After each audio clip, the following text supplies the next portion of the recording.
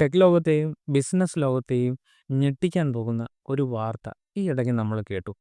Indian സമ്പദ് വ്യവസ്ഥയുടെ നെടുംതൂണുകളായിട്ടുള്ള അംബാനിയും അദാനിയും ഈ രണ്ട് വൻ ശക്തികളും പുതിയൊരു യുദ്ധകളത്തിലേക്ക് കാലെടുത്ത് വെക്കുന്ന ഒരു വാർത്തയായിരുന്നു അത്. ഇതുവരെ നമ്മൾ കണ്ടത് റിലയൻസിൻ്റെ ജിയോ വെച്ചിട്ടുള്ള ടെലികോം വിപ്ലവവും അതേപോലെ അദാനിയുടെ തുറമുഖങ്ങളും ഊർജ മേഖലയിലെ വളർച്ചയുമായിരുന്നു എന്നുണ്ടെങ്കിൽ, ഈ അടുത്ത കാലത്തായി ഇവർ ഇരുവരും ഒരേ ഒരു ലക്ഷ്യത്തിനായി കോടികൾ മുടക്കുന്ന കാഴ്ച നമ്മൾ കാണുകയാണ്. അതെ, ഇന്ത്യയുടെ ഡിജിറ്റൽ ഹൃദയമെന്ന് വിളിക്കാവുന്ന ഏറ്റവും നിർണായകമായ ഒരു മേഖലയിലേക്കാണ് ഇവർ രണ്ടുപേരുടെയും പോക്ക്. ആമസോൺ, ഗൂഗിൾ, മൈക്രോസോഫ്റ്റ് പോലെയുള്ള ആഗോള ഭീമന്മാർ അരങ്ങുവാഴുന്ന നമ്മുടെ എല്ലാ വിവരങ്ങളും, എല്ലാ ഓൺലൈൻ ഇടപാടുകളും സംഭരിച്ചു വെക്കുന്ന ഡേറ്റാ സെൻറ്ററുകൾ എന്ന് പറയുന്ന ഒരു മേഖലയിലേക്ക്. എന്തുകൊണ്ടാണ് ഈ കോർപ്പറേറ്റ് ഭീമന്മാർ ഇത്രയും വലിയ നിക്ഷേപം ഈ മേഖലയിൽ നടത്തുന്നത് എന്ന് ചിന്തിച്ചിട്ടുണ്ടോ? നമ്മുടെ ഇന്ത്യൻ ഇൻ്റർനെറ്റിൻ്റെ ഭാവി എന്തായിരിക്കുമെന്ന് എപ്പോഴെങ്കിലും ചിന്തിച്ചിട്ടുണ്ടോ?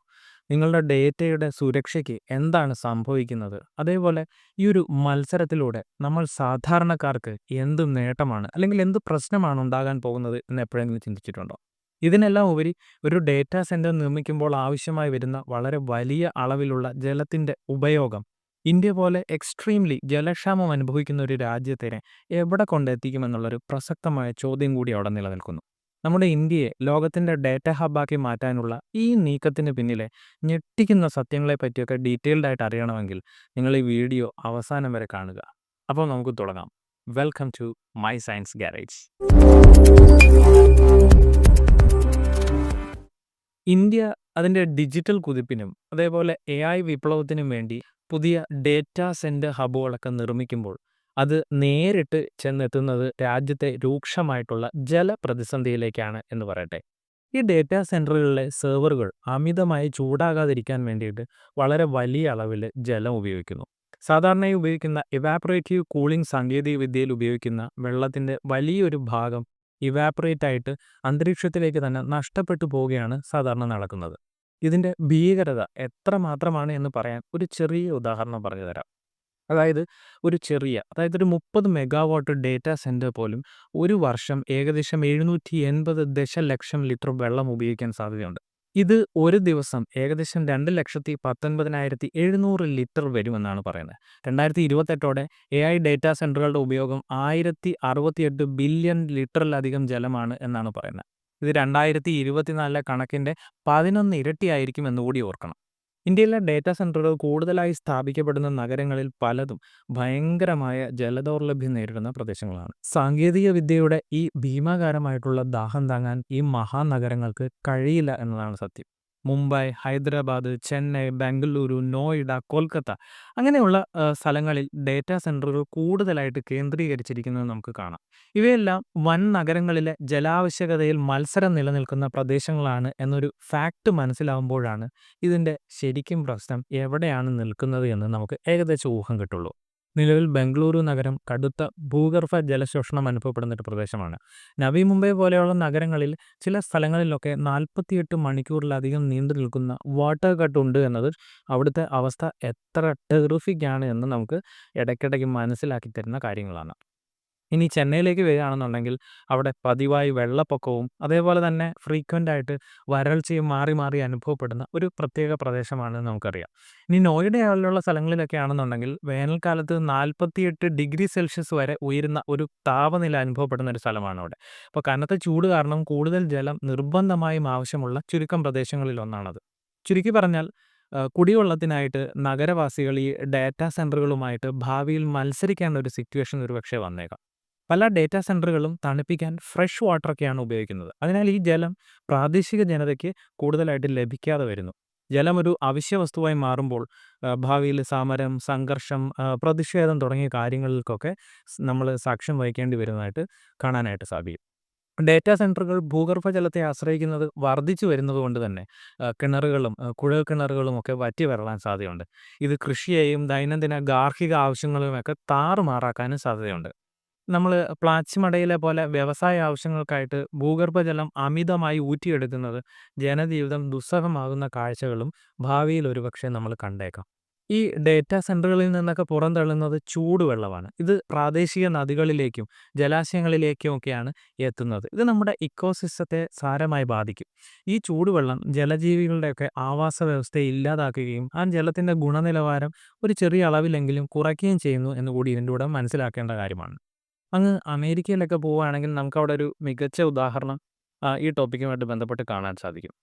അതായത് കൊളംബിയ നദീതീരത്ത് സ്ഥിതി ചെയ്യുന്ന ഡാലസ് എന്ന് പറയുന്ന ഒരു ചെറിയ നഗരമുണ്ട്. ഗൂഗിളിൻ്റെ വലിയ ഡേറ്റാ സെന്ററുകൾ ഈ ഡാലസിൽ പ്രവർത്തിക്കുന്നുണ്ട്. ഈ ഡേറ്റാ സെന്ററുകളിലെ സെർവറുകളൊക്കെ തണുപ്പിക്കുവാൻ വളരെ വലിയ അളവിലാണ് അവിടെ ജലം ഉപയോഗിക്കുന്നത്. ഡാലസ് പോലുള്ള സ്ഥലങ്ങളിൽ മഴ കുറവുള്ള സമയങ്ങളിലും ജലലഭ്യത കുറയുമ്പോഴും ഈ പ്രശ്നം വളരെ രൂക്ഷമായിട്ട് കാണാറുള്ള ഒരു പ്രദേശമാണ്. പലപ്പോഴും ഈ ഡേറ്റാ സെന്ററുകൾ എത്രത്തോളം വെള്ളം ഉപയോഗിക്കുന്നു എന്നതിനെപ്പറ്റി കൃത്യമായിട്ടുള്ള കണക്കുകളൊന്നും അവർ ഒരു കാലഘട്ടത്തിലും പുറത്തുവിടാറില്ല. അപ്പോൾ ഇത് പ്രാദേശിക സമൂഹത്തിൽ വലിയ ആശങ്ക ഉണ്ടാക്കുന്ന ഒരു കാര്യം തന്നെയാണ്. ഈ AI സെന്ററുകളുടെ പ്രവർത്തനം വളരെ കൃത്യമായി മനസ്സിലാക്കിയെങ്കിൽ മാത്രമേ ക്ഷാമം പോലെയുള്ള പ്രശ്നങ്ങൾക്ക് അത് എത്ര കാരണമാകുന്നു എന്ന് നമുക്ക് മനസ്സിലാക്കാൻ സാധിക്കുള്ളൂ. ChatGPT പോലെയുള്ള വലിയ ഭാഷാ മോഡലുകൾ പരിശീലനം നൽകാനും അവ പ്രവർത്തിക്കുന്നതിനും സാധാരണ കമ്പ്യൂട്ടറുകളേക്കാൾ വളരെ ശക്തമായിട്ടുള്ള കമ്പ്യൂട്ടിംഗ് ഹാർഡ്വെയർ ഒക്കെ ആവശ്യമാണ് എന്ന് നമുക്കറിയാം. AI പരിശീലനത്തിന് പ്രത്യേകിച്ച് പറയുകയാണെന്നുണ്ടെങ്കിൽ ഈ ഡീപ്പ് ലേണിംഗ് പോലെയുള്ള വലിയ വലിയ AI മോഡലുകൾക്ക് വളരെയധികം ശക്തിയുള്ള GPUകൾ ആവശ്യമാണ് എന്ന് എല്ലാവർക്കും അറിയാം.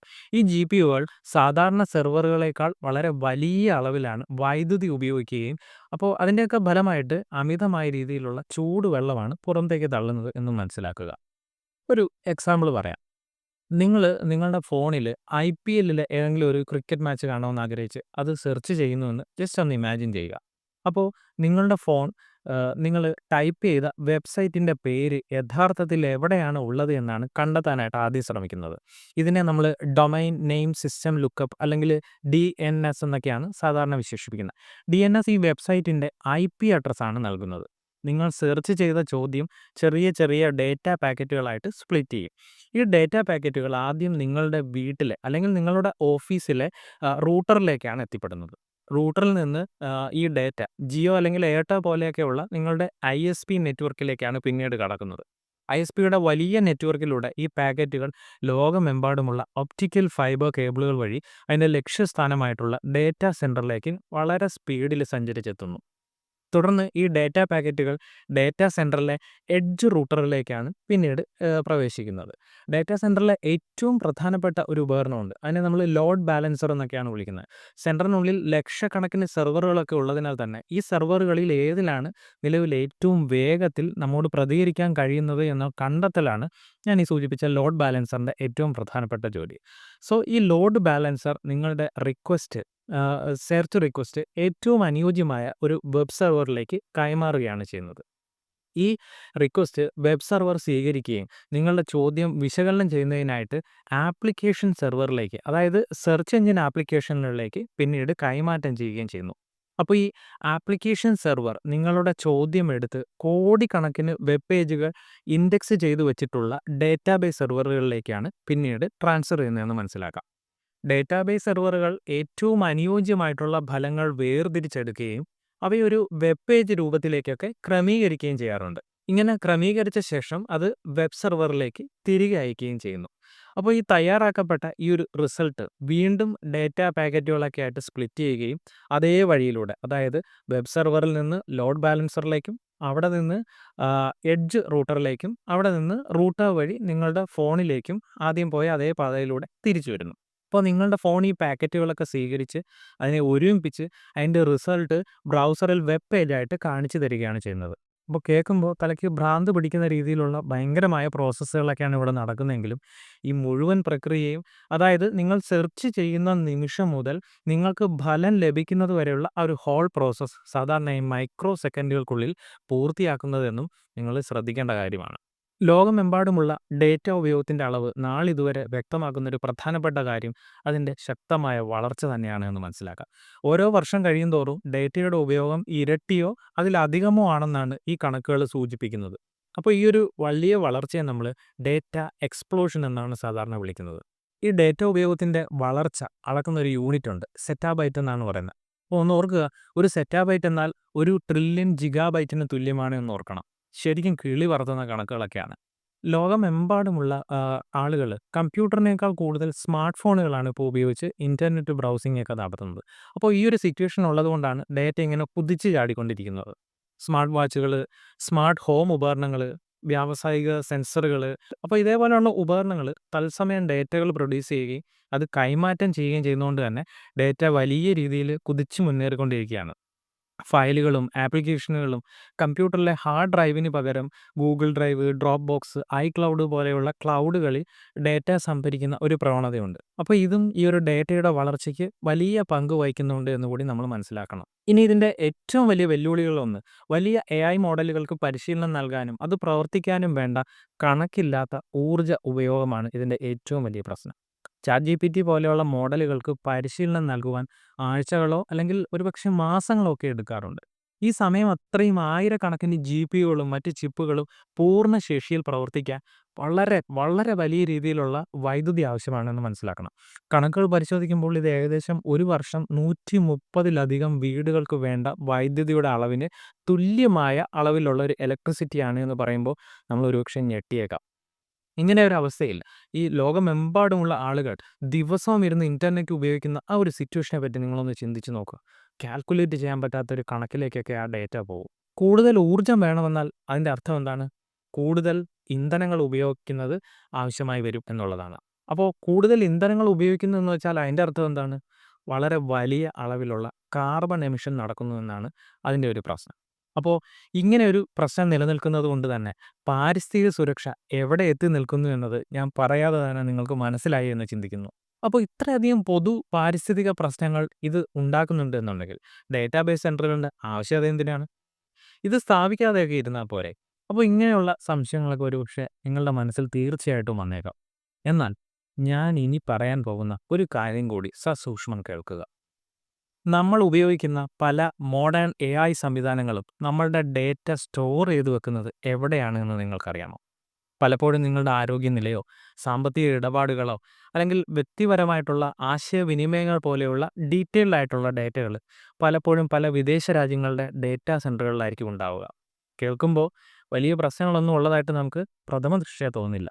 പക്ഷേ സുരക്ഷാ പ്രശ്നങ്ങൾ ഉണ്ടാവുമ്പോൾ നിങ്ങളുടെ ഡേറ്റ വീണ്ടെടുക്കാനോ അല്ലെങ്കിൽ അത് ഡിലീറ്റ് ചെയ്യാനോ നിങ്ങൾ ശ്രമിച്ചു എന്ന് കരുതുക.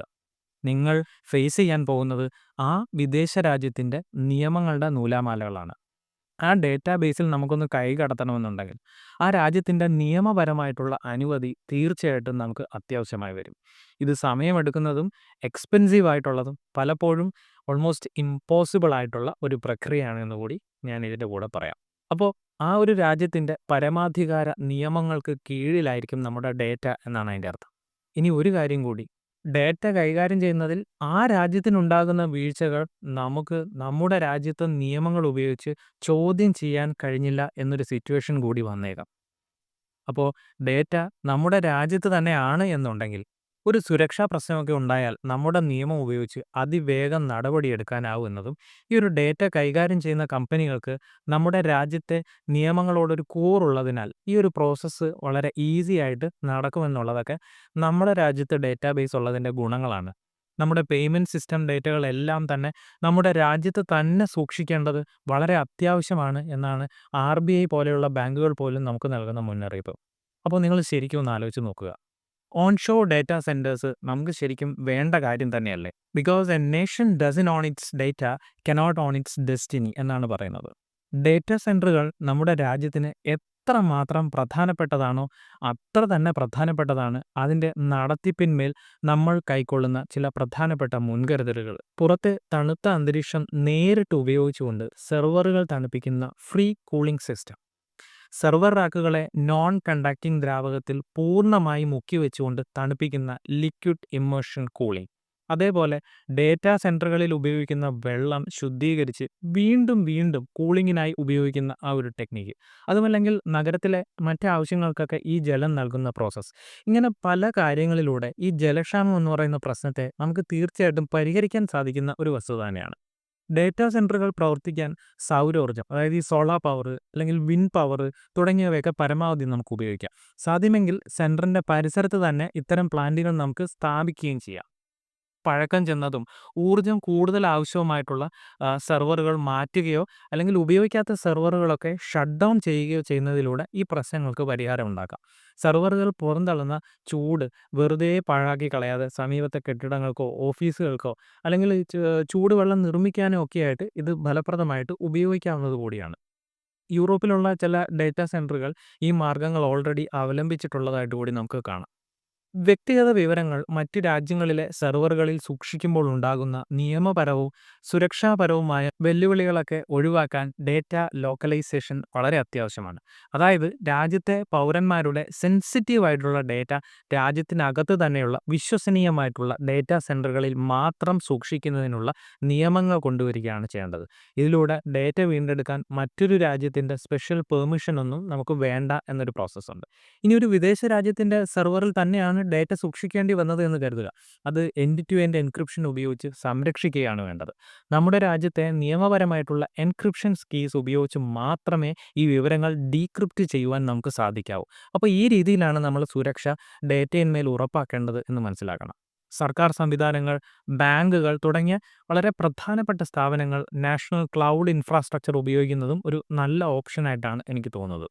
ഒപ്പം ഡേറ്റാ സെന്ററുകൾ ദേശീയ സുരക്ഷാ ഏജൻസിയുടെ കർശനമായിട്ടുള്ള ഓഡിറ്റിംഗിന് വിധേയമാക്കുകയും ചെയ്തു കഴിഞ്ഞാൽ ഡേറ്റ കൈകാര്യം ചെയ്യുന്ന പ്രക്രിയയിൽ വളരെ വലിയൊരു സുതാര്യത ഉറപ്പാക്കാൻ കൂടി സാധിക്കുമെന്നാണ് ചിന്തിക്കുന്നത്. അപ്പോൾ ഈ പരിഹാരങ്ങൾ സാങ്കേതികമായി നടപ്പിലാക്കി കഴിഞ്ഞാൽ ഡേറ്റാ സെന്ററുകൾ സാമ്പത്തിക വളർച്ചയിലേക്ക് പോവുകയും അതോടൊപ്പം തന്നെ നമ്മുടെ പരിസ്ഥിതിക്കും പൗരന്മാരുടെ സ്വകാര്യതയ്ക്കും അതേപോലെ സുരക്ഷാ ഭീഷണികളൊന്നുമില്ലാതെ ഇങ്ങനെ നിലനിന്നു പോകാൻ അത് സഹായമാവുകയും ചെയ്യും. അപ്പോൾ ഡേറ്റാ സെന്ററുകൾ നമ്മുടെ ഡിജിറ്റൽ ലോകത്തിന് എത്രത്തോളം ആവശ്യമാണെന്നും അത് ഉയർത്തുന്ന ഒരു ജലക്ഷാമം അതേപോലെ മലിനീകരണം, നമ്മുടെ ഡേറ്റ സുരക്ഷാ ഭീഷണികൾ തുടങ്ങിയ വെല്ലുവിളികളെ നമുക്ക് എങ്ങനെ പരിഹരിക്കാമെന്നും നിങ്ങൾക്ക് വളരെയധികം വ്യക്തമായി മനസ്സിലായി എന്ന് തന്നെയാണ് ഞാൻ കരുതുന്നത്. പരിസ്ഥിതി സൗഹൃദപരമായ സുരക്ഷിതമായ ഒരു ഡിജിറ്റൽ ഭാവിക്ക് വേണ്ടി ഇന്ത്യ മുന്നോട്ട് വെക്കാനുള്ള വഴികളെക്കുറിച്ചുള്ള നിങ്ങളുടെ സംശയങ്ങളെല്ലാം ദൂരീകരിക്കുവാൻ എനിക്ക് ഈ വീഡിയോയിലൂടെ സാധിച്ചു എന്ന് തന്നെയാണ് ഞാൻ വിശ്വസിക്കുന്നത്.